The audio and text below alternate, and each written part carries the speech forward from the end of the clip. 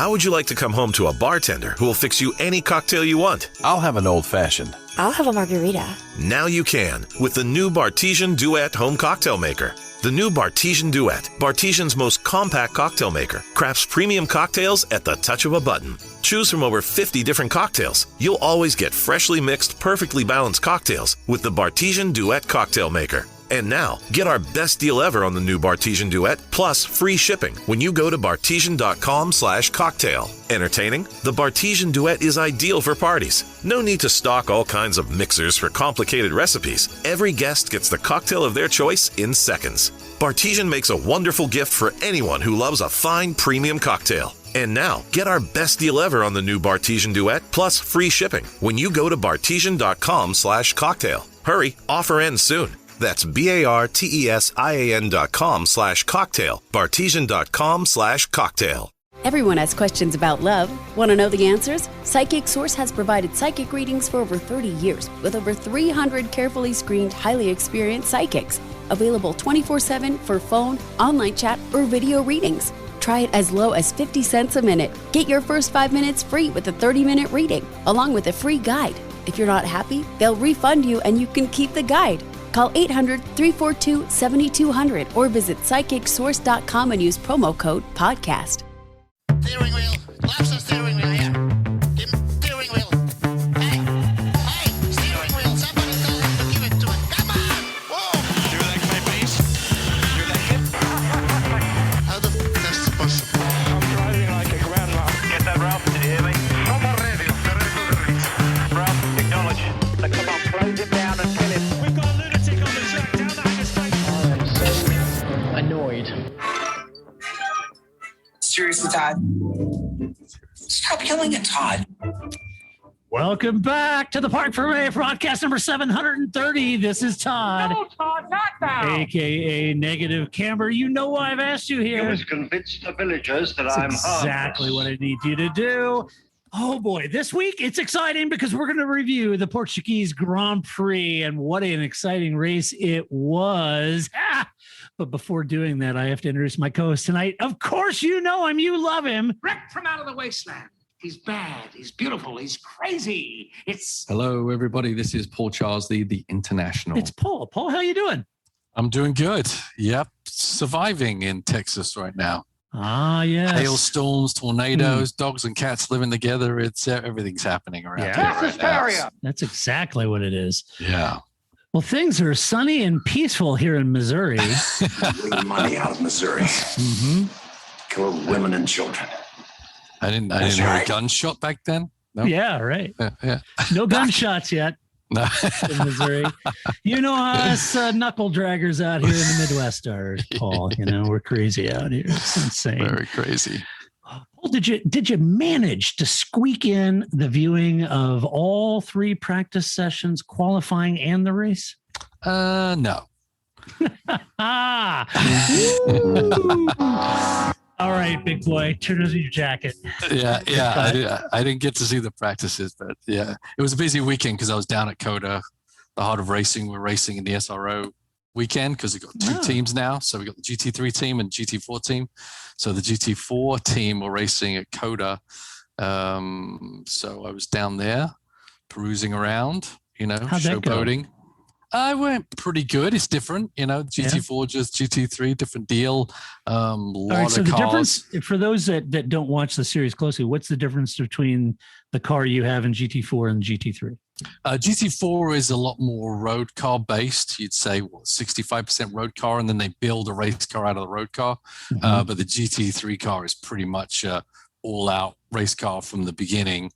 So it's a lot more advanced with technology inside the car, aerodynamics, etc. Even though it's based on the same road car, a lot more advanced. So GT4 cars, obviously, they're cheaper to buy, cheaper to run, not as quick around the track, but still race cars. And the GT3, GT4 market is just super competitive. So there's like 10, 12 different makes, you're racing against, from BMW to whatever. So it's super competitive. And got a rookie driver. He's only his second weekend, and Ian's there guiding him and co-driving with him in the Sprint X races. So it's a work in progress, shall we say? A new team. It's a separate team, completely. So yeah, so it's fun. So it's different being down there, but yeah, good times. I think ended up getting a 4th place at the end in the GT America race for our rookie. So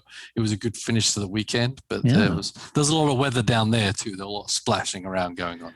So did you pack up your Porsche and drive down Dakota? Not my Porsche. I drove the Jaguar. Ah, okay. Yeah, it's all-wheel drive, so it's okay. Nice. Yeah. Nice. Works out nicely. Yeah. It's a cruiser. Yeah. Yeah. Did you speed on the way down there? Every chance I got. Yes. Oh, boy. It's hard to do in Texas. I mean, the speed limits are like 95 miles an hour. So it's like, you're like, okay, I'm moving. Well, it's a really especially big in the rain. state. Yeah. So, you got to get, it takes a little while to get from one end of the state to the other. It does. I love the speed limits in Texas. Yeah. They work well for me. Yeah.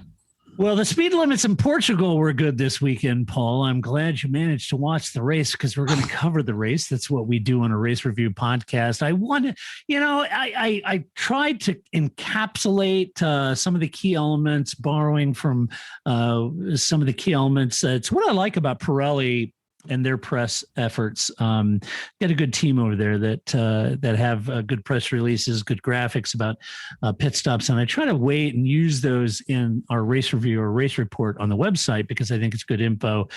Some of the key elements that they highlighted, and I was going to run through some of these about the race in particular. Mercedes driver Lewis Hamilton won, obviously, the Portuguese Grand Prix by a half minute with a one-stop strategy from second on the grid. Moving from his medium compounds to the hard compound on lap 37 made that pay dividends. Max Verstappen and Valtteri Bottas, they finished second and third respectively, intended to run the same strategy. They stopped right at the end to put on the red soft tires to fight for that extra championship point with fastest lap, with Valtteri Bottas coming out on top of the fastest lap, claiming that because Max Verstappen's final lap was deleted for track limits. Yes, exactly. Poor Max missed out on that. Only one other competitor stopped twice. That was Haas driver Nikita Mazepin, of all things. That's strange. I wonder what's causing all the accidents. Was he going for fast lap too? I didn't. Apparently not. Yeah. He used all 3 compounds in his race. Sergio Perez started and finished 4th, ran an unusual strategy by going from the medium to the red soft with just 15 laps to go, went super deep on those medium compounds. The highest place finisher to start on the soft tire was McLaren's Lando Norris, who finished 5th with a soft medium strategy after starting 7th on the grid. We'll get into that in a minute. The temperature is a little warmer here than the previous days on Friday and Saturday. And that was Red Bull certainly was hoping that would play into their wheelhouse. Did not really in the end. May have helped them, but nonetheless, Mercedes takes the victory. Let's start with Mercedes, Paul. Lewis Hamilton in P1, as I mentioned, Valtteri Bottas in P3. Bottas had a great qualifying lap for pole position, made a good start, took the lead early on, Paul. And even at that restart, Valtteri managed to balk Lewis, caught Lewis out a little bit there, unusual, kept himself in the lead at the restart, but things started to change once Lewis got the bit between his teeth. Once things had calmed down, Lewis got back around Max. He pressured Valtteri for most of that race and eventually passed him with a DRS boost, got up behind him, able to put some pressure on Valtteri. Valtteri tried to defend, Paul, and you really have that choice. We're going to defend the inside or the outside. Chose the inside, and I think as Martin Brundle pointed out, you're really squaring off that corner. You're making that corner really tight for you, and you gave Lewis that extra width to go a lot faster and around that long side of that corner. Criticism or not, you've got a choice to make. He made the choice to defend the inside.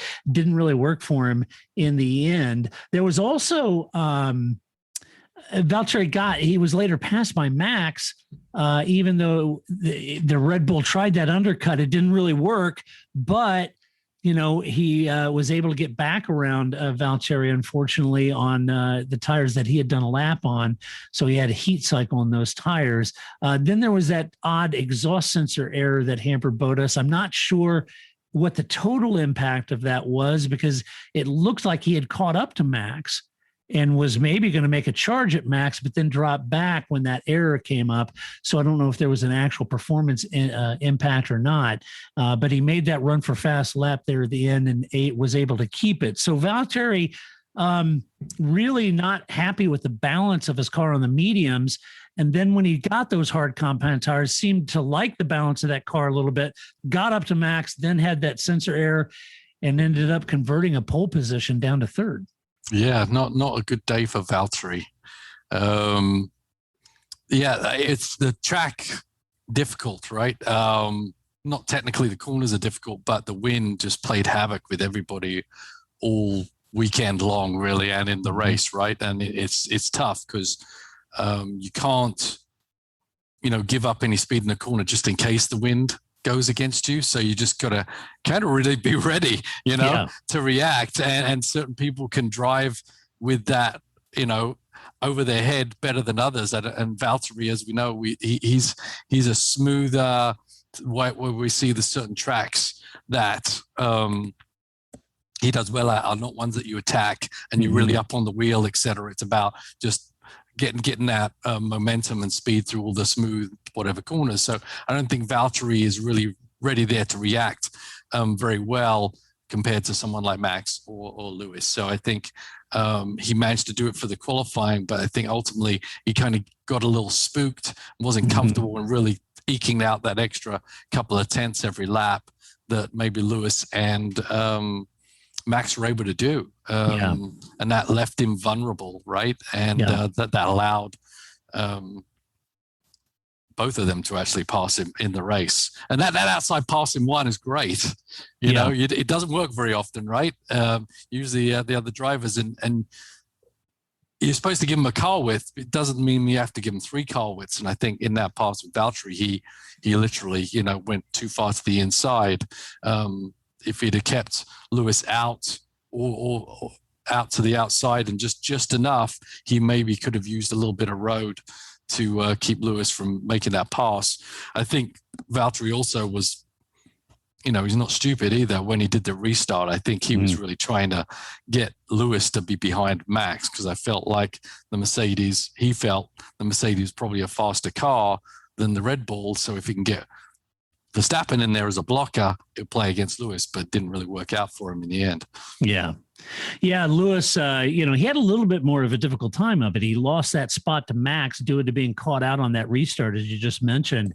That only served to kind of piss him off a little bit, and then he was, highly motivated. And then he marched back by both Max and Valtteri to take a win and a terrific drive, a lot of determination in a car that was performing better than the Red Bull on the balance of the weekend. It just seemed better, all things given.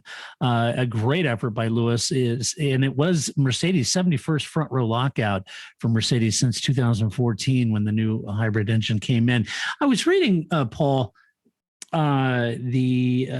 an article by Mark Hughes over at Motorsport Magazine. I thought he made an interesting point. Get your thoughts on this.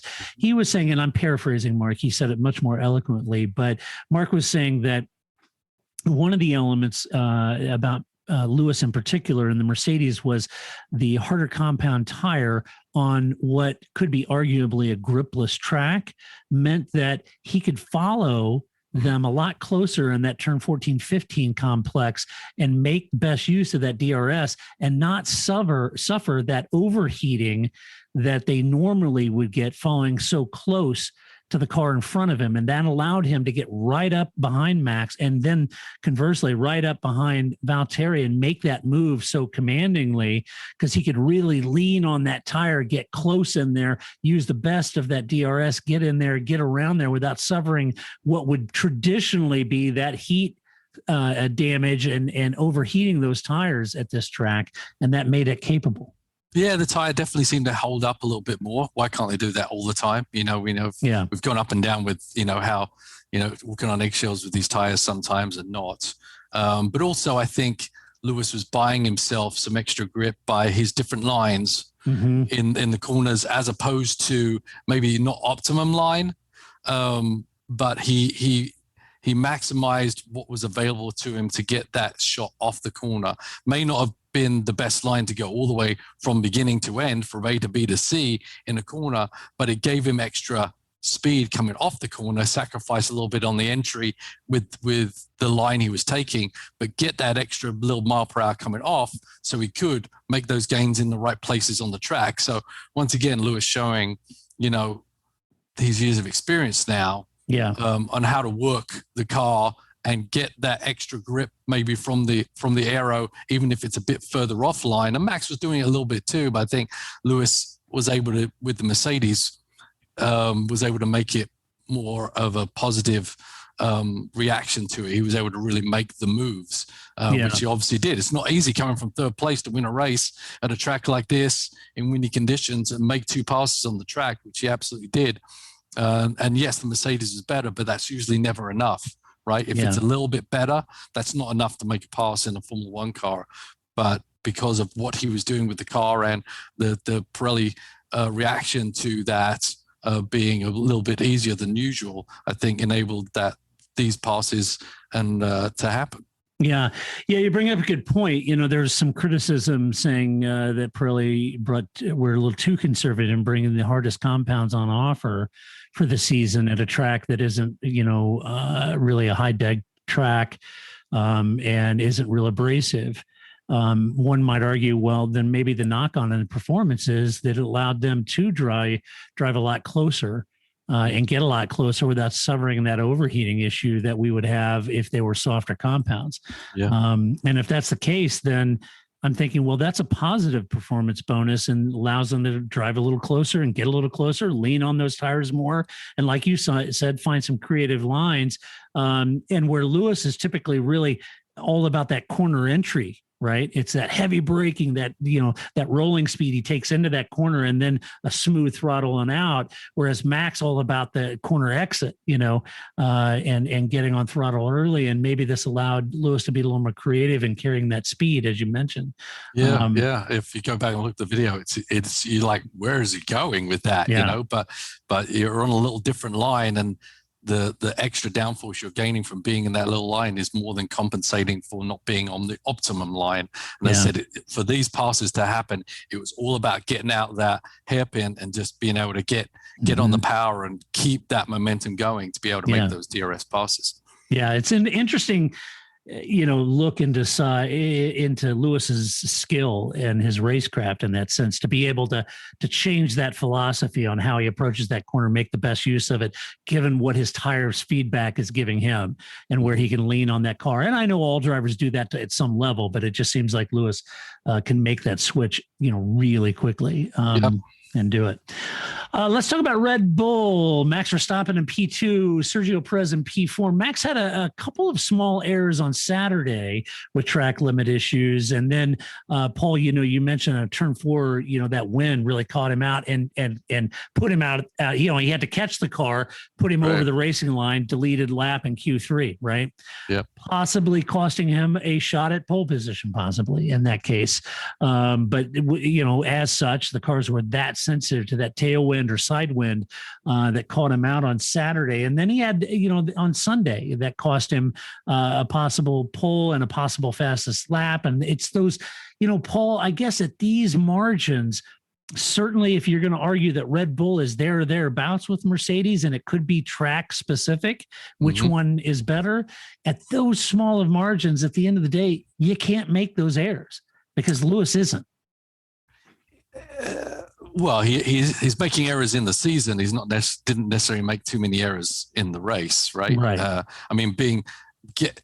He is making mistakes, but it's they're small mistakes, and we're like looking at them like big glaring mistakes. They're really not, because the air is so close right now, and those mistakes are making a big difference in the results at the end of the day, right? I mean, we've seen Lewis stuff it in a barrier. We saw Lewis not get the restart right, and Valtteri probably playing a game against Lewis and him getting caught out by it. So they're not all, it's not all Lewis 100% not making mistakes.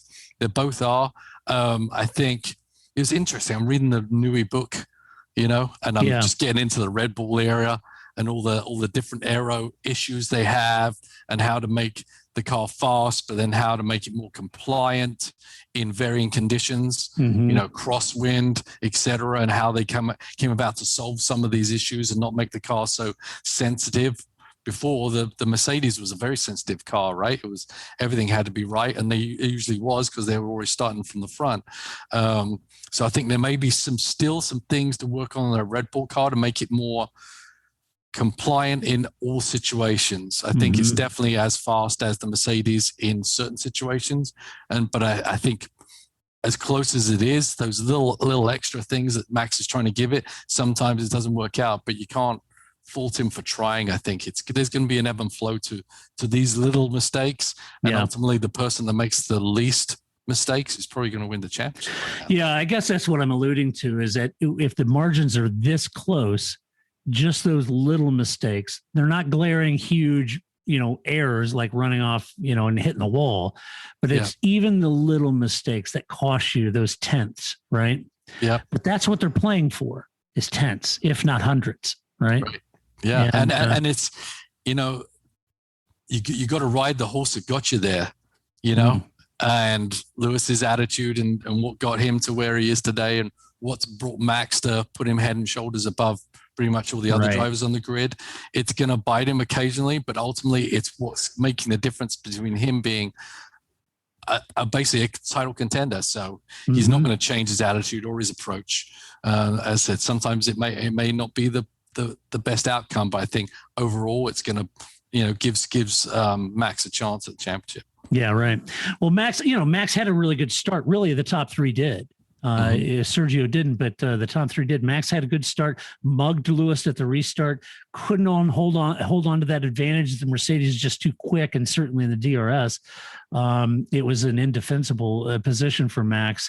Max mentioned a sluggish third gear, but in the end, Merck just seemed to have that edge over the Red Bull at this track. And with these tires and in these cooler temps, it just seemed to have the legs, and Red Bull didn't. Now, that's not to say that the next race we show up, warmer temps, different track, it very much could ebb and flow track specific, and it'll be interesting to see. And it's still driver dependent, right? Yes. Yep. The Mercedes in Lewis's hands had that slight edge over Max in the Red Bull, but ultimately Max and the Red Bull beat the other Mercedes. So right. So it is driver specific. It's the combination of that, which is fantastic. I mean, it's great. It's great to see this right now. Yeah, absolutely. Let's see. It was a more difficult day for Sergio. He struggled to get heat in his tires and had a poor start that lost him a couple places. The time it took him to recover meant he was well behind the leaders by the time he did recover, and the team tried to take advantage of Sergio's tire management. So they changed his strategy, knowing that Sergio has great tire management. He does. They tried to take advantage of that to run him very long and then switch to softs and make a run for that fast lap. It didn't work, unfortunately. Hindsight certainly is always 20/20, and I'm sure the team weren't planning on Sergio's pace deficit. And by the time he recovered, he was, I guess it was that dubious role. Do we box him knowing it's going to put him back? Do we try to use him as a tool to slow Lewis down and bring Lewis into Max's attack zone? They didn't do that in the end. He let Lewis by no contested argument there. I don't know. We can make a lot out of the lackluster performance, but at the end, Paul, he delivered fourth place, and the points, that's where he started. That's what he delivered. That's why the team hired him to be there. It's not like he sunk down to 10th and brought home a point and struggled. I mean, he fought through that race. Yes, he wasn't as comfortable in that car. It was clear with the balance, but at the end, he delivered fourth place right behind the leaders and delivered the points. I was hoping he could get amongst them and mix it up, and I'm sure he was too. But just didn't seem at harmony with that car this weekend. Yeah, I think losing that position at the start really hurt him. At that point, when he's that far back, by the time he wrestled his way back up to fourth, the strategy was gone. There wasn't anything to do. I'm not sure they weren't trying to use Sergio as a blocker for Lewis, but unfortunately, when Lewis got to Sergio, it was at the perfect point to him just to do the DRS pass by. So if Sergio had been another couple of seconds up the road, I think it would have worked handsomely for Max, but it didn't. So, and then they pitted him. They went long. We know he can go long on tires. They pitted him on the soft, see if he can get the fastest lap, and then everyone else stopped for the fastest lap, which scared the living bejesus out of me. Yeah, for all of them. Not for Sergio because he didn't have anything to lose, but when Bottas and Max pitted, I'm like, I'm sorry, I just wouldn't do that. Yeah, there is way too much risk involved. And the other thing, and we've approached this before in some other races, what if Lewis gets a puncture on the last lap? Right.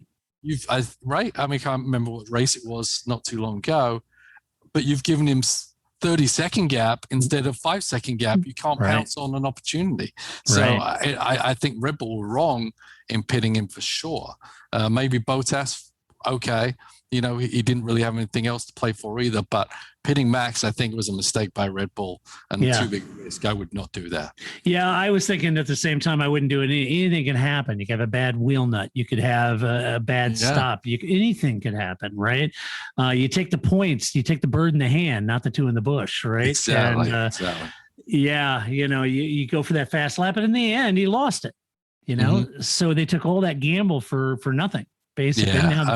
Yeah. If something goes wrong, you lose, whatever points. Chasing 1 point, just not worth it. I advise against that, Red Bull, in the future. All right. Let's talk about McLaren. Lando Norris, P5, Daniel Ricciardo down in P9. Lando is basically, Paul, getting the job done. He is doing a great job, besting his veteran teammate, taking the best of the rest and solidifying his position in third in the Drivers' Championship. This young guy has turned around. This is a much more mature Lando than we've seen, and I'm really excited for him. He's seriously showing he can run with the big dogs up front, putting in a P5 performance. I'm sure he was gunning for P4. It wasn't in the cards, but, look, they're battling for Ferrari. And, if Alpine is running well, possibly them, but they're definitely battling Ferrari for best at the rest at this point. You're up against some very stiff competition in the hands of Charles Leclerc and Carlos Sainz, and Lando is delivering it in spades. Yeah, no, he hasn't put a foot wrong, really. I mean, I don't think the car's always going to be super competitive. We've seen him, make some, really great qualifying runs. But in the race, he's getting it done. And it was a shame for Ricciardo because he did really I don't know what happened to him in that qualifying, but I think ultimately Ricciardo had a decent pace in the race, kind of what Lando was showing, but he started so far back, there was no way he was going to make a recovery run to be on Lando's tail because Lando was driving balls off the thing. So, Ricciardo needs to figure that out. But McLaren's got to be very happy. And you're right. I mean, in my mind, there is no Alpine going to jump in there and start fighting it out. It really is between Ferrari and McLaren right there for that third spot. Yeah, and this could end up being, all things given, not that the Red Bull Mercedes battle for this year isn't a bad battle. It is. It's great to watch. But we've got a second battle between Ferrari and McLaren. I think that could have a lot of fun. Could be a lot of fun to watch. You mentioned Dan, tough day. Started toward the back, worked his way up to 10th. And gaining more with that long first stint. He gained quite a bit. That helped him out. Dan boxed, fell back to 10th again, then overtook Pierre Gasly, couple points. The takeaway for me here is that both drivers had a tough qualifying. That is kind of what hurt them. Both recovered, Lando obviously more so.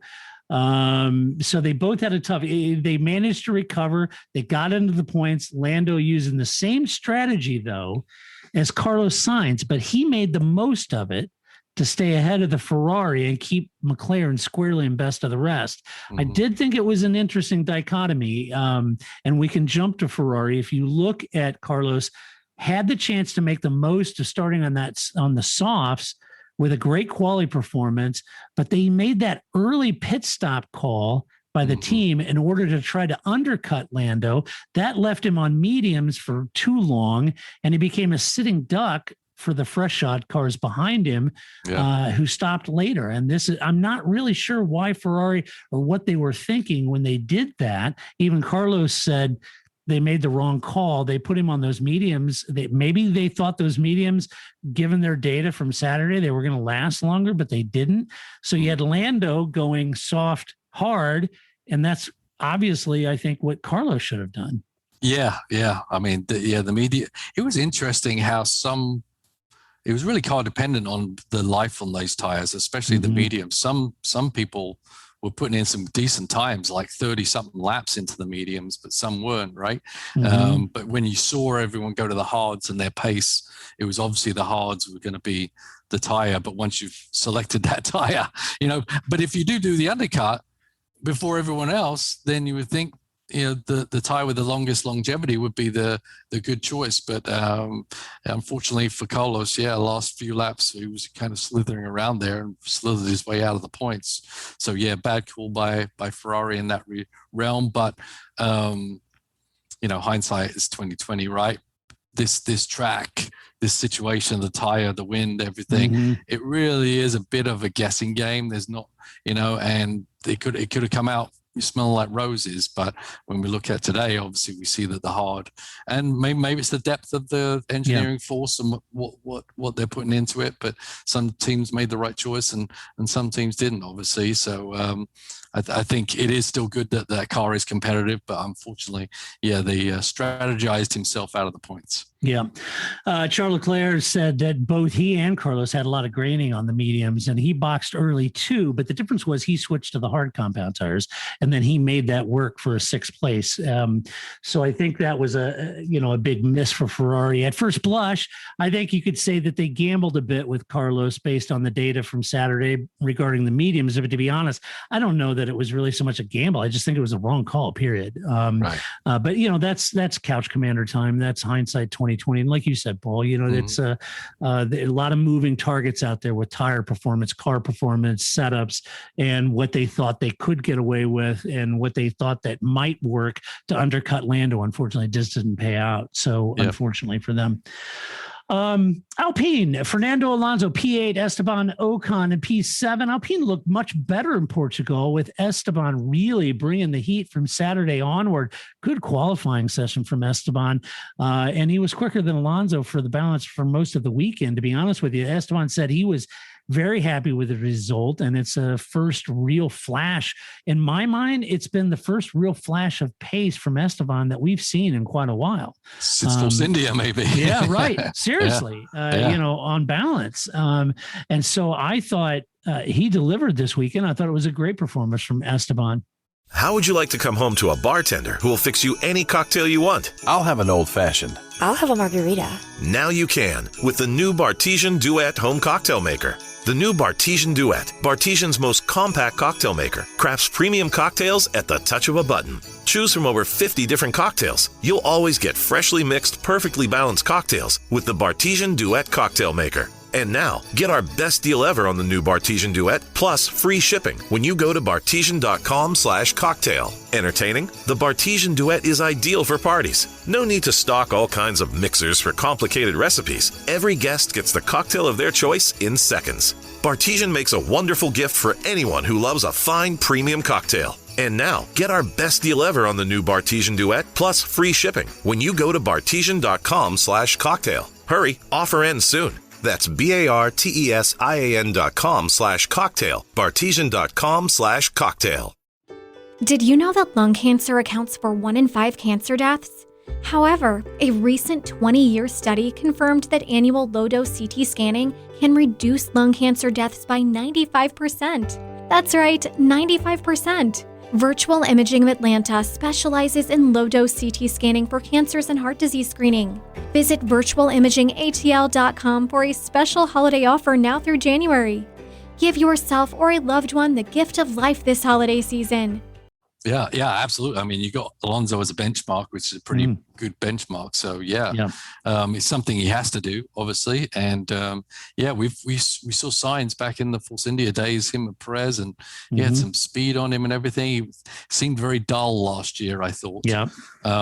So, definitely livened up, and I think the car's come alive a little bit. Still don't think it's a Ferrari McLaren beater, but it's there or thereabouts, right about in that 5th spot. So some days are going to be better than others, and this was a pretty bright day eventually for both their cars, actually. Yeah. Actually, Fernando was pissed about Saturday, and he vented that anger by climbing back up to 8th. He said he was more comfortable in the car this weekend, though. He said this weekend he could push this car a lot harder than he's been able to so far. So he was, feeling better about that. The team strategy, in my mind, completely on target with the strategy. Took Fernando to actually make it pay dividends. But to be fair, we talk about Fernando executing that strategy, got him back up to P8. But in my mind, to be fair, the weekend was Esteban's by far. I think he had a great quality, great race performance. It was his weekend. Yeah, I mean, as a whole weekend, but I think Alonso, what he showed at the second half of the race was pretty stout. Yes, absolutely. And I think once Fernando gets comfortable with the team and the car and everything like that, I think some good stuff's going to happen. Yeah, for sure. Alpha Tower, Pierre Gasly, P10, Yuki Tsunoda, P15. Pierre had a good quali, and so far, that's where they've shined the brightest. But come race day, they've had a little more difficult time delivering that pace so far in 2021. Pierre may not have had a shot really at Ferrari, even though they got their strategy wrong. And so he didn't really get a point with Ferrari getting Sainz's strategy wrong, but he did get the last point on offer. Not that great of a weekend. Actually, Yuki is showing his rookie status a little bit, cutting his teeth on the racing lines again, running afoul of those. A little frustration, I guess that's to be expected. Really, the tough quality meant that he left a lot on the table for Yuki. We've talked about this a little bit. With that rookie, and he had balance issues with his car early on. He had a lot of ground to make up, and we talked about this is sort of a tangible example of the risk you take with a rookie, in that the inconsistent quality means that you're starting back and you're always having a lot of ground to make up, trying to get that team and get back up there with Pierre. And that's a tall order for a rookie. But it's a tough weekend. And this is a team, Paul, that a lot of people are saying, well, don't take your eye off this team as a possible threat to best of the rest. Mm-hmm. But they just haven't been able to deliver 3 races in. Yeah. I mean, it does show signs of being super fast, especially in Gasly's hands. And even Yuki can drive a lap, whether it be on the grass or whatever, I don't know. But they're always going to be compromised for their overall world championship status with having a rookie in there, and he's an interesting character. So how they get their head around to point him in the right direction, do the right things at the right time, that's going to be something to see. But it's fun to have him on the team. I mean, if Gasly's struggling, then Yuki's really going to struggle, right?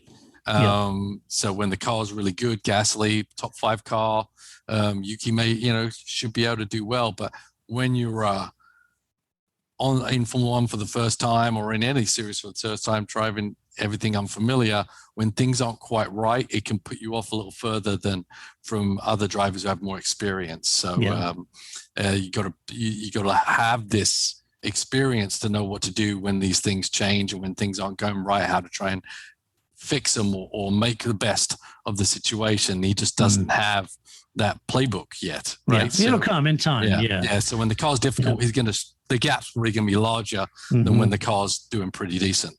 Right. Yeah. It's a tougher weekend for AlphaTauri. I was hoping that over the balance of the first 3 races that we'd see them, thereabouts fighting for best of the rest. They just haven't been able to execute that yet, and I hope they do. Yeah. Alfa Romeo, Kimi Räikkönen, DNF, Antonio Giovinazzi, P12. Apparently, Kimi was adjusting something on his steering wheel and managed to get distracted and hit the back of his teammate, which brought out the safety car early on and ended Kimi's race. It was a very rookie move for a veteran like Kimi, but he admitted to the mistake, unfortunately, so that ended his race. But for Antonio, I don't want to overplay this here, Paul, but actually, I thought Antonio looked relatively competitive this weekend in both quali and the race. He said at the end of the day, 12th's about as good as he could get. They needed attrition ahead of them to get him into the points, but I didn't think he looked too bad this weekend. Yeah, not too bad, but not too bad isn't really good enough, is it? I'm not saying he had a bad day, but the car just wasn't quite there on this weekend. Right. If 12th is the best you can get, then that's what you do. We know that the Alfa Romeo doesn't seem to have too many surprises up their sleeve, unfortunately, right now. Kimi's move, yeah. Hey, when you talk about safety, that's distracted driving. They should take all that stuff off the steering wheel, don't you think? That's right. Tell our kids who are learning to drive. That's right. Don't play around with all the knobs and things. Yeah. No radio. Keep your hands on the wheel, eyes on the road. That's right. That's why you can't enter addresses, while it's in drive. You got to put it in park to put your sat nav. That's right. So let's bring back those give everyone a Sparco steering wheel with nothing on it. Nothing on it. Except the button to talk to the crew and let everyone get on with it. Yeah, exactly. Yeah. Let's see. Aston Martin, Lance Stroll in P14, I think it was. I want it now. What's the matter with those twats down there? I don't know. Sebastian Vettel down in P13 after a decent showing on Saturday that had some wondering if the old Seb was back. Aston Martin showed their rake gates concerns on Sunday with no points and Seb losing 3 spots on balance. Seb had a long stint on the mediums, but in the end, the lack of pace betrayed any crafty strategy the team may have devised.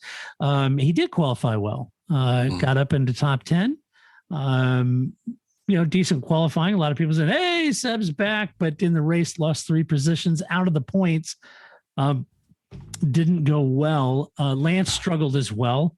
The 2 of them swapped spots a few times, and then Lance came out behind Seb, despite having all the new goodies on his car, Paul, but not on Seb's car. So not bad for a number 2. That's right. Yeah. That's right. So, let's hope that's not indicative of how effective their upgrades are. And let's hope this was more track specific than upgrade specific. But yeah, it's a difficult weekend, even with that flash of good quality from Seb. Yeah, it's funny how people jump from the bandwagons. It's like, oh, he's back. Oh my God, the old Seb back. He's barely going to blink on a lap. It's like, okay. he qualified 10th. There's a ton of competitiveness in the middle, and the EA did a good job, and it's better than him being out in Q1 for sure. But starting from the pit lane, this team is struggling, right? It's horrible to see. I don't know how they can turn it around. There's going to be some opportunities, some tracks like Monza or somewhere like that, where some of these deficits in their aero package aren't going to show themselves. But it's going to be a tough year for Aston Martin. Yeah, it's tough. And I know they're upset, and I know Otmar, and I'm sure Lawrence is very upset. They went all in on this car and all in on this design, and they feel like the regulations really caught them out. And, the rest of the teams are saying, hey, it's the same for everyone. Regulations are the same for everyone. They really are. So we didn't miss it. You guys did. And then, our rake and, there was cars were, and I get all that. We'll see what Otmar decides to do. Last race he was sort of threatening legal action, but I don't know. I think we said it in the preseason or early on that this car was sort of the first Stroll era car, right? And I know it was an evolution car, but in the end, you got to start somewhere where it's your baby. And this is what you got. This is your team. You spent all the money. It's not a knock on of the pink Mercedes. This is your baby, your new design, and this is where you are. Yep. And it's 2 steps back, but at least they know where they are. They're not dead last, and they've got like Haas and everyone else that enters Formula One. You got a hell of a lot of work to do from this point forward. Yeah, it's tough lessons to learn. But they are lessons to be learned and build from, right?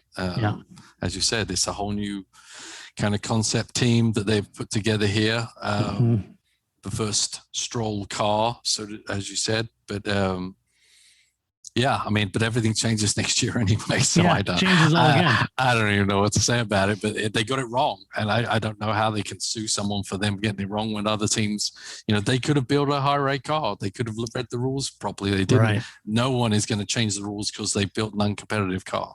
Right. So Right. If that's the case, then Williams and Haas will be suing. that's right. Yeah. Yeah. Let's see. Speaking of Williams, George Russell, P16. Nicholas Latifi didn't have a DNF. I'm sorry. I didn't change that. He was down in P18, I believe. Just no one really cared. That's Ooh, yes. Yes. So there you have it. Paul shining a bright light on the career of Nicholas Latifi. What are you going to do?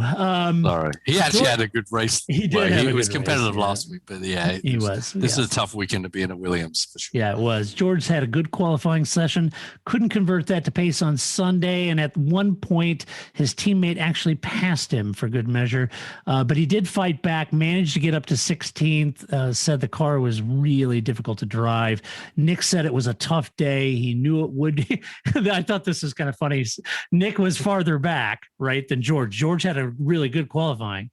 And so Nick didn't, and he was quite a ways back. And Nick said, yeah, I kind of thought I knew this was going to be a tough day when right after the start I looked up and George is already back with me. It was like, yeah, there's going to be a long day in the office there, Nick. So yeah, tough race for Williams. But I'm glad they still have the Senna S on the nose, Paul. That was highlighted in the pre-race show by Sky. Oh, very good. Yes. Yeah, no. But it's tough to I mean they've made it blatantly obvious to everyone. We've designed a car that does not work well in behind cars or in wind gusty situations. Once again, gunning for a win at Monza, I guess, or something like that. But they've been very frank. We've made a car that's not going to work well at about 87% of the tracks. Okay. So for 80% of the races this year, we'll just kind of count you out. But those remaining tracks, we're expecting big things, boys. Big things. Which we've spoken about that before. It's not necessarily a bad strategy. No. If you can build a car good for 3 or 4 tracks, you really have a good shot at getting some good points. It may gain you a spot in the championship in the end. Right. Because a lot of the teams, there's going to be 3 or 4 teams in the back there that are not going to be scoring many points, and 1, 2, 3 points that you grab are going to be very, very important. Yep, going to be worth millions of dollars. Yep. Let's see. Haas F1, Mick Schumacher, P17, Nikita Mazepin, P19. Mick Schumacher seemed like a young man who was tired of being last this weekend. So he took the fight to a struggling Williams to get past Latifi for 17th. So Haas actually beat someone on Sunday, and that's a good showing for Mick. I thought it was a good turnaround for him. He put the bit between his teeth, got into that 3-year-old car, made something of himself, got mad, got to run a Williams. I thought it was great. Yeah. And we got, obviously there wasn't a lot happening. We got a lot of in-car footage of him chasing Latifi, making a mistake thing, falling actually didn't make a mistake. He got screwed by the blue flags. Right. But then gained all that time back. And, with his very calm, kind, elementary school teacher engineer. Well done, Mick. Well done. Yes. Nice. Yes. Well done. Terrific. Let's go have a cup of tea after the race. Nice move. I love that engineer guy. I don't know where he comes from, but that man is. Is it American? Because I think he's got an American accent. No, I don't think so. No? Oh, no, all I right. don't think so. But, maybe it's the other engineer. He's Canadian. I don't know. But he's very calm. He's a bit of a different voice on the radio. And obviously Mick gets a bit more of a limelight than maybe Mazepin does. But Mazepin makes up for it by doing what Mazepin does. But we're gonna have to call Mick's engineer Hal 9000. It's like, I'm sorry, Dave, I can't do that. I don't know. I'd call him Mrs. Doubtfire. Hello, children. Hello, Mick. Welcome to the grid. Yeah. So I thought it was great. It was terrific. We got to ride along with that and learning experience. This is a year, and it was fantastic to see a Haas beat another car It was competitiveness, you know. It was good. Well, Paul, I'm not sure what to say about Nikita Mazepin, but he was penalized for balking Perez under blue flags. That cost Perez 2 seconds. I was watching the clock there. That wasn't good. So he's penalized. Clearly, I think at this point, Paul, it's hard to not see him as just a wallet trundling around on track out there. He's like a big fat leather wallet just trundling around the track out there at this point. And then I was equally taken by Gunther Steiner's comment that he said it was a weekend of progress and that they were making progress. So there's that. Okay. Yeah, that guy, I mean, he's making the highlight reel for all the wrong reasons, isn't he? Oh my gosh. Well, I guess he's trying to keep Nikita's dad happy, I guess, at this point. Absolutely, right? He's trying to keep his job. No, Nikita, he's right there, right? Oh, he's right there. He's dicing it out with Perez. He's not making it easy for him. Right. Oh my God. Yeah. It's a disaster. That guy's out of his depth. Yes. Yeah, clearly, and you could say, okay, well, Nikita and then, Lance Stroll, but, Lance delivers. Yeah. Lance has talent. Everyone has questions about love. Want to know the answers? Psychic Source has provided psychic readings for over 30 years with over 300 carefully screened, highly experienced psychics. Available 24/7 for phone, online chat, or video readings. Try it as low as 50 cents a minute. Get your first 5 minutes free with a 30-minute reading, along with a free guide. If you're not happy, they'll refund you and you can keep the guide. Call 800-342-7200 or visit psychicsource.com and use promo code podcast. Yeah, he does. And he's driving. And you and I have talked about it. We're particularly impressed with his wet weather skills. Yeah, Lance. Yeah, he's there. Yeah, obviously he's there because of his dad's money, but he does a good job. And he's been on the podium, etc. You can't fault that again. He doesn't do stupid stuff most of the time, but Mazepin has not showed any of that. No, Lance is there on merit. I give Lance a lot of shtick, and we're just having fun with it. But, Lance is there on merit. He's driving well. And I think you and I, when he first entered the sport with Williams, he was taking a lot of incoming fire on, they're a rich dad and all that. And we were kind of defending. We said, look, he's there. He's quick. And he had some pace in that Williams. He was getting a little frustrated with the Williams and, a little prima donna, I guess, because his dad, was basically footing the bill like Nikita's dad is. And I get all that. But even over at Aston Martin, he's delivering some good performance. He's beating Seb. He's, he looks okay. I thought he did last year with Sergio Perez, and that's a pretty tall measuring stick. Yeah. I mean, there's all kinds of ways you make it in racing, but most of them are, the first thing you need is money, right? Whether it's your money, someone else's money, a sponsor's money, you just can't do it. And you have to have has to be that combination. Senna's family had a lot of money. They got him, to F3 or whatever and showed his talents. So Lewis had Ron Dennis bankroll in that. So sometimes it's who your dad was, a family, your last name, that gets you opportunities. So it's what you do with the opportunity is what counts in the end. And I think Stroll's done pretty decent with the opportunity. As I say, we have a bit of fun with it, but I think mainly the now point is his dad. That's the humor point rather than Lance himself. I know his dad is starting to overshadow the Lance phenomenon. I'm going to have to come up with some nice sound bites to explain Lawrence. And it all kicked off on that Williams the first season of Drive Survive when he stands up, stuffs his hand down and just his junk right in front of Claire. It's like, what the hell, dude? And who starts digging around and right in front of Claire as she's sitting in front of your junk? Come on, man. Yeah, and the team meeting on the Drive Survive this year, okay, you got 20 seconds. Tell me everything about the Formula One team that I've spending millions of other people's money on. It's like, hey, whoa, stop the chest pounding, Gunga Din. We're all trying to race here. Can we just have a conversation and not necessarily put an endpoint on it right now? It is the Formula One team, by the way. Yeah, we're pretty all aware that you're the 800-pound gorilla in the room. All right, you don't need to remind us every time you walk in. I get it. Yeah. All right, let's not play egos here. Leave that at the door. Yeah, please.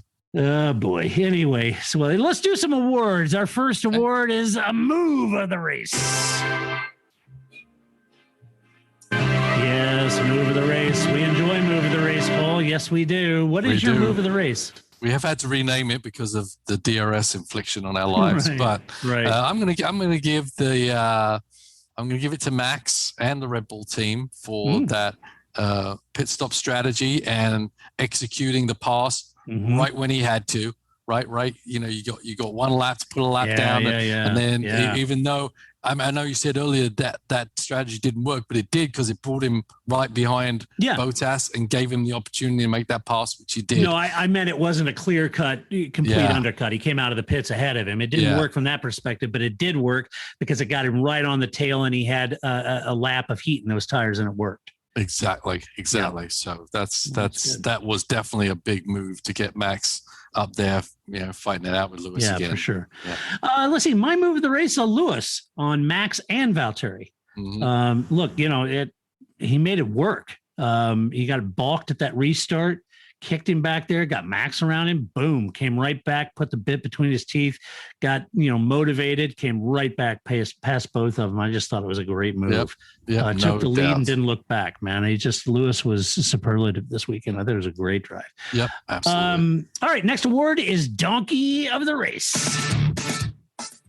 We'll do it live.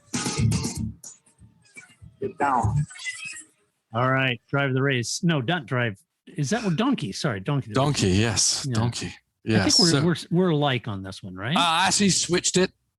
I've decided to give it to Crofty for his comment on his very highly detailed analogy and technical download on the rear brakes on a Formula One car, equating it to dinosaur arms, and him saying it's more, and he's upfront with saying, probably the best way to say it is the rear brakes on a Formula One car is like the dinosaur arms of a T-Rex. So really, that's the best way anyone could possibly come up with describing that? No, I'm sorry. Let's give Steve Matchett a try, can we? Yeah. Oh my God. Yeah. That's crazy. Oh boy. Donkey. Yeah. Reminded me of my daughter. I said, well, I don't know. Is that guy, she's 16. I was like, is that guy cute? And she's like, yeah, he is. But Daddy's got little T-Rex arms. Well, sweetie, a girl's got to have her standards. Whatever. Good thing your mom had none. She married me. Good grief. So anyway, all right. Well, I'm giving it to Kimi Räikkönen. Steering wheel. Yep. Yeah, he was adjusting things on his steering wheel and clouded his own teammate. I don't know. After when old man Räikkönen wasn't paying attention, he drifted off. That's right. When you've loved and lost like Kimi has, come on, man, you ought to know better than that. That was just kind of a rookie move. All right, that wasn't good. All right, then finally we come up with drive of the race. It's in there, Lewis. You like my face? You like it? Heck yes, I like it. Fourth. Maybe not Sergio. No, maybe not this. Come on, Sergio. Pick it up, man. Yeah. Come on. All right. So drive of the race, Paul. Who'd you give it to? I am going to give it to Mick Schumacher. Yeah. How about you? Yeah. He may not get shot the rest of the season for sure. Yeah. But I enjoyed, as I said, riding along, and I enjoyed the fact that he hustled that Haas to pass a car that's running on probably twice the budget, even though not a great budget. No. That Haas is running on memories at this point. Yes, it is. Yeah, they're all sharing a big Subway sandwich at lunch at this point. Only one turkey for you, Mick. But See, we're gonna have this little piece of turkey for you, and well, this is a little bigger piece, but it goes in Nikita because his dad bought it. So there you go. Yeah. I have some more. He's like Oliver out there. Yeah. So I think he overachieved in that car, and he did. Why not? For Why sure. the hell not? Right? Yeah. All right. Well, I'm giving it to the guy that should have got driver of the race. I don't know what F1 did. I don't know what happened there. They gave it to Sergio Perez. Really? Driver of the day, on the vote. It must have really got a lot of Mexicans voting that day or whatever. Like a lot of hanging chads out there. Like the folks in Poland did, right? That one time. So I don't know what's going on. I should have gone to Lewis. Lewis, by far, driver of the race. Good grief. Lewis is a fantastic race. He wasn't on pole. He got balked down to third, put the bit between his teeth, was superlative. It was a fantastic race by Lewis. And it's all right, so you don't like him or whatever, but come on, man, that was a great race by him. He deserved that. I thought it was great. So that's what I say. Absolutely. Get in there, Lewis. Good race. I liked it. All right, Paul, we've got some mail. You've got mail. You know, you can go to our website, theparcfermé.com. At the top menu there, you'll see one of them that says mailbag. If you click on that, you can go down and leave your questions for us, and we'll read them on the podcast. And this week, our very good friend, Pat Goodman, sent us it is a specific mail just for you, Paul, not me or Grace, just for you. He said, this question for Paul requires some setup. Watching the F1 virtual lap for next year's not really Miami Grand Prix. What? Oh, yeah. That's right, baby. We're going to Miami. No, we're not. Actually going to Miami Gardens. Yeah. Not really the Miami Grand Prix leaves one with several impressions. Boring. Drivers and fans alike. Surprising elevation changes. For example, the track high point is turn 7 when the car drives over an ant. Boring. Great in-car views as well. Boring. Clearly, a low downforce, high-speed track, driver not needed track, and I thought Herman Tilke tracks were bad. Boring. My question, what could be done other than canceling the event to improve racing? Pat Goodman. Yeah, move it to the old Miami Grand Prix track. In Miami. In the harbor. That is Miami, Paul. That is Miami. Yes, exactly. Yeah, as I've said before, I had raced a couple of times at the Miami Grand Prix when you loved it. In the downtown area. Yeah. It was, I mean, the event was big. It was like Long Beach kind of thing. How was it driving down that harbor? You know, that would have been cool. Yeah, well, I hit the wall. But anyway, let's move on from there. No. Oh, wait a minute. No, Paul. We're unpacking that, baby. What happened? How did you hit the wall? Well, a suspension broke. Okay. So I hit a bump. Failure. It was a mechanical failure, but I still hit the wall. but it was a lot of fun. Actually, I hit the wall in qualifying. I didn't hit the wall in the race. But how'd you do in the race? I don't even remember. I don't think 12th or something. I can't remember. I have to go look this up. It wasn't that great. I don't think the car wasn't that great after. What car were you driving? After hitting the wall, it wasn't that great in the race. They get in there trying to bend the chassis back out. Pretty much. What car was it? It was a Honda CRX with nice Firestone Firehawk series. So, nice. But even so, it was a great track to drive. I mean, it was tricky. There was actually a lot of elevation to it.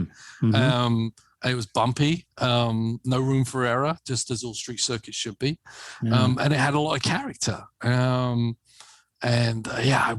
wish they would be. I would have tried and figure out a way of putting it down there, because just as said, it would be literally like the seascape from Monaco, but in Miami, and add the character of Miami. We know the fans are down there, you know, I mean, there's so many, you know, from South America, Latin America, they're so big on racing. It's just it's probably going to go off anyway, because it's going to be close by, but the character of the old Miami Grand Prix was great. I hope they totally surprise us, Pat. I hope they come up with a really great design or something, but I don't know. It's difficult to make a parking lot race exciting. It really is. I mean, as we talked about before the podcast, like Sochi doesn't have a lot of Russia in it, right? Yeah, Valencia is a Jersey barrier it's race. An exhibition area, and there's some barriers up, and you see it. Yeah, right. So, because I mean, obviously I used to live in South Florida, et cetera. So I understand the culture, and I understand a lot of things down there, and it's a shame that none of that is actually going to flow through when you look at the track as it is. I mean, they're starting with a clean sheet of paper. Hopefully they could build a bit more character into it, but the piece of pavement they're having to deal with, maybe there isn't anything left to do. But I can't come up with any revelations on how to make it that interesting right now. I don't know, and it's hard to develop elevation in a parking lot. You need it to be a parking lot, so I don't know. Hopefully they'll get creative. They'll come up with a real look. I'm not trying to poo-poo this thing before it gets off the ground. I'm excited there's another race in the US. Of course I am. Excited for the folks in Miami Garden that get F1 in schools and $5 million to do it. But at the end of the day, I just hope it's a good track, and I hope it's a good race. I'm just worried that it won't be. So I hope I'm completely up for being proven wrong. So. Yeah, my wife's excited. She's like, "Let's go!" She wants to go in the stands with all the Latin American people, because she knows it's going to be a wild deal. So she's excited about that. Yeah. Oh boy. All right. Well, that does it for this race review. Hope you enjoyed it. Oh, and also thanks to all of you that commented for the well wishes on my surgery that I had on my arm. For those of you watching this episode on YouTube, yes, I have the splint off and I can move the arm about 80%. So I've been doing those exercises. I'm getting there, but at least how's that job as a crossing guard working out? You're still not ready to go back in the game. Hello, kids. No, don't walk. This is about as panicked as I can get with that arm. Yes.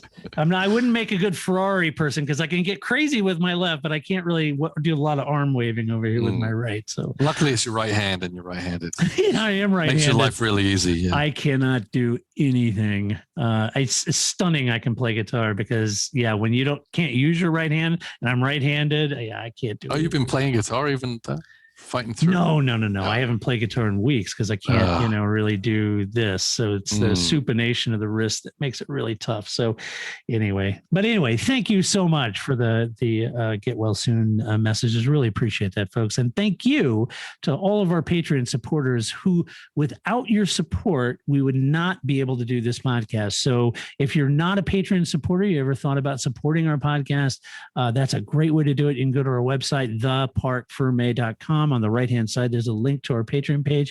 You just click on that link. You can support us as little as $1 a month. So huge thank you to all of those that have signed up and are supporting this podcast. We couldn't do it without you. Also, if you like the podcast, go over to iTunes, give us a good rating over there. Give us a little love. That would be appreciated. And you could tell other people about that podcast as well, called the Viral Coefficient, so you can help us improve that. So anyway, thank you so much, Paul. It's been awesome to do this, but Paul, I'm sorry you're not done yet because next week is Barcelona. Yes, it's Barcelona. It's Barcelona. Yes, we'll be not back, the wind. Paul, doing it all over again. Yes, just the wind. Yes, yes. We'll be back next week doing all this all over again. Fantastic. Alonso's I'm ready. Stomping ground. Okay. Yeah, I'm ready, man. It's a good season so far. That's right. No reason to think it's not going to be any good. Nah, it's going to be good. All right, folks. Until next week when we come back and review the Spanish Grand Prix, this is Todd, a.k.a. Negative Camber, saying so long. That's it, man. Game over, man. Game over. It's not what I feel I've got to prove at all. I don't really want to prove anything. I started as an amateur with no idea or no intention of becoming world champion. I was curious to find out what it was like to drive a car fast, to drive on a certain circuit, to drive a certain type of car. Looking for a fun way to win 25 times your money this football and basketball season? Test your skills on Prize Picks, the most exciting way to play daily fantasy sports. Just select 2 or more players, pick more or less on their projection for a wide variety of stats, and place your entry. It's as easy as that. If you have the skills, you can turn $10 into $250 with just a few taps. Easy gameplay, quick withdrawals, and injury insurance on your picks are what make Prize Picks the #1 daily fantasy sports app. Ready to test your skills? Join the Prize Picks community of more than 7 million players who have already signed up. Right now, Prize Picks will match your first deposit up to $100. Just visit prizepicks.com/play100 and use code PLAY100. That's code PLAY100 at prizepicks.com/play100 for a first deposit match up to $100. Prize Picks, daily fantasy sports made easy. Judy was boring. Hello. Then Judy discovered ChumbaCasino.com. It's my little escape. Now Judy's the life of the party. Oh, baby, mama's bringing home the bacon. Whoa, take it easy, Judy. The Chumba life is for everybody. So go to ChumbaCasino.com and play over 100 casino-style games. Join today and play for free for your chance to redeem some serious prizes. ChumbaCasino.com. No purchase necessary. Void where prohibited by law. 18+ terms and conditions apply. See website for details.